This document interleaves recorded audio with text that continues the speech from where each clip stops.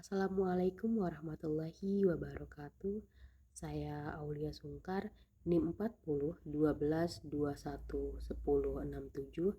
Di sini saya akan menjelaskan mengenai makna pulau dalam UNCLOS 1982 beserta akibat hukumnya.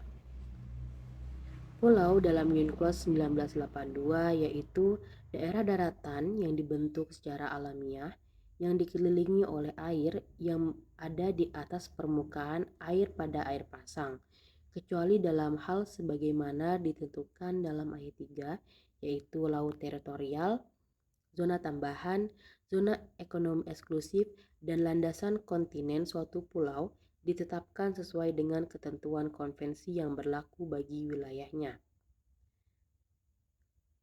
Makna sebuah pulau di sini adalah dalam wujud apapun dan dimanapun, betapapun minimnya wilayahnya, nama pulau tersebut memiliki laut teritorialnya sendiri.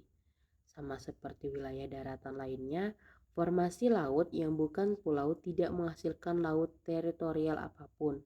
Oleh karena itu, penting untuk mengetahui apa itu sebuah pulau.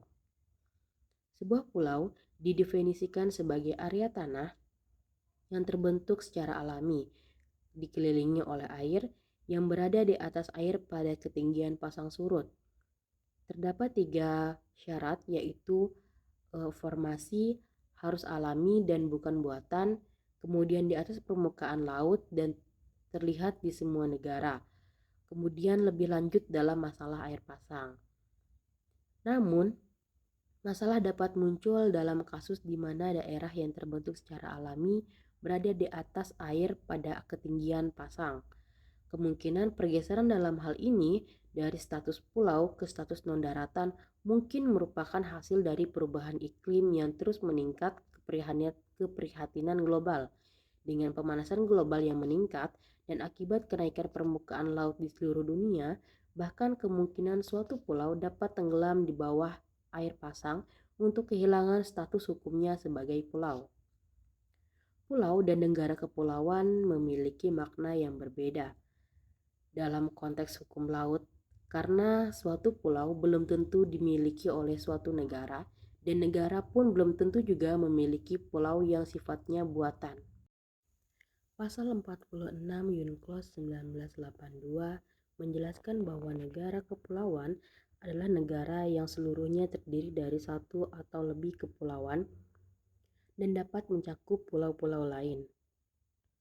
Kepulauan dalam hal ini suatu gugusan pulau, yaitu termasuk bagian pulau perairan, diantaranya wujud alamiah yang hubungannya satu sama lainnya demikian eratnya sehingga pulau-pulau perairan dan wujud alamiah lainnya merupakan suatu kesatuan geografi, ekonomi, dan politik yang hakiki. Kategori pulau buatan secara teori lebih besar dari instalasi lepas pantai karena pulau buatan dibangun untuk tujuan apapun sedangkan instalasi dibangun hanya untuk tujuan mengeksplorasi dan mengeksploitasi, melestarikan dan mengelola sumber daya alam, baik yang hidup maupun yang tidak hidup, dari laut dan dasar laut dan lapisan bawahnya dan untuk tujuan ekonomi lainnya. UNCLOS 1982 memperdayakan negara untuk mengadopsi hukum dan peraturan untuk mencegah dan mengurangi dan mengendalikan dalam kasus kepulauan. Dalam kasus kepulauan memunculkan masalah-masalah hukum, yaitu mengenai bagaimana dengan status pulau buatan atau pulau alami. Menurut pasal 57 UNCLOS 1982, pulau buatan, instalasi dan bangunan tidak mempunyai status pulau. Pulau buatan, instalasi dan bangunan tidak mempunyai laut teritorialnya sendiri dan kehadirannya tidak mempengaruhi penetapan batas laut teritorial, zona ekonomi eksklusif, dan landasan kontinen. Itu saja penjelasan dari saya. Saya akhiri. Wassalamualaikum warahmatullahi wabarakatuh. Terima kasih. Assalamualaikum warahmatullahi wabarakatuh. Perkenalkan, nama saya Cindy Fretisha Putri dengan mata kuliah Hukum Laut Internasional. Di sini saya akan menjabarkan jawaban dari pertanyaan yang telah diberikan oleh Pak Sintong pada minggu lalu, yaitu 3 tipe negara di dalam UNCLOS 1982. Sebelum itu saya akan menjabarkan apa sebenarnya UNCLOS 1982 itu. Nah, UNCLOS sendiri merupakan singkatan dari United Nations Convention on the Law of the Sea, yang disingkat UNCLOS, atau biasa kita sebut sebagai Konvensi PBB tentang Hukum Laut. Indonesia sendiri sudah meratifikasi konvensi ini melalui Undang-Undang Nomor 17 Tahun 1985. Nah, sejak saat itu, Indonesia resmi tunduk pada rezim UNCLOS 1982. Lalu, menjawab pertanyaan awal, yaitu mengenai 3 tipe negara di dalam UNCLOS 1982, itu yang pertama ada negara kepulauan. Negara kepulauan menurut UNCLOS 1982 pasal 46 adalah suatu negara yang seluruhnya terdiri dari satu atau lebih kepulauan dan dapat mencakup pulau-pulau lain. Sedangkan yang dimaksud kepulauan dalam ayat B merupakan gugusan pulau termasuk bagian pulau, perairan diantaranya, dan lain-lain.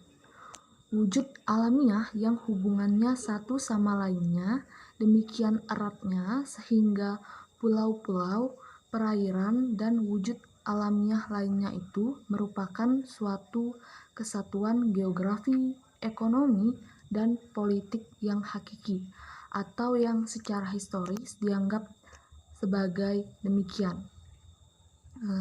Walau memiliki kedaulatan penuh pada perairan kepulauan, UNCLOS 1982 juga mewajibkan negara kepulauan untuk memberi hak lintas damai dan hak lintas alur kepulauan. Nah, inilah yang memaksa Indonesia menetapkan alur laut kepulauan atau Designated Sea Lane yang biasa kita sebut juga sebagai alur laut kepulauan atau ALKI 1, 2, dan 3. Jadi kapal asing dapat berlayar secara damai melalui rute ALKI 1, 2, 3 tanpa memerlukan izin terlebih dahulu. Nah, tentu saja ya, ini juga mengikuti berbagai ketentuan yang juga sudah diatur di dalam UNCLOS 1982. Nah, apa contoh negara kepulauan? Contoh yang paling dekat dari negara kepulauan itu ya udah pasti negara kita sendiri, yaitu negara Indonesia ya, Negara Kesatuan Republik Indonesia yang juga merupakan kepulauan-kepulauan yang saling berkaitan. Lalu yang kedua ada negara pantai atau juga negara pesisir. Negara pesisir ini bisa disebut sebagai negara yang memiliki pantai. Nah, negara pantai ini menjalankan dan menetapkan kedaulatan laut teritorialnya tidak boleh melebihi lebar 12 mil. Juga ketentuan laut teritorial dituangkan dalam bab 2 tentang laut teritorial dan zona tambahan Konvensi Hukum Laut 1982 atau UNCLOS ya. UNCLOS itu mengizinkan negara pantai untuk menikmati kedaulatan penuh atas tanah dan lapisan tanah di bawahnya sejauh 12 mil. 12 mil laut itu diukur dari garis dasar sepanjang pantai yang mengelilingi negara tersebut. Lalu dari dua pembahasan tadi, dari dua negara tadi itu apa perbedaannya? Apa perbedaan dari negara kepulauan dan negara pantai? Perbedaan itu dari penetapan zona kelautan. Nah, untuk negara pantai didasarkan pada garis pangkal pantai. Garis pangkal pantai atau coastal baseline, sementara pada negara kepulauan didasarkan pada garis pangkal kepulauan atau archipelagic baseline. Nah, juga untuk dari research yang saya lakukan, saya mendapat 2 negara, sementara untuk 1 negara lagi setelah saya baca-baca itu negara ketiga itu adalah negara yang tidak memiliki pantai. Nah, negara yang tidak memiliki pantai ini ternyata juga memiliki hak dan mendapat hak untuk mengakses laut dan melakukan transit melalui negara transit yang secara damai ya tentunya. Jadi negara yang tidak punya pantai pun memiliki hak untuk dapat mengakses laut dan melakukan transit. Nah, sekian penjabaran dari saya. Terima kasih. Wassalamualaikum warahmatullahi wabarakatuh.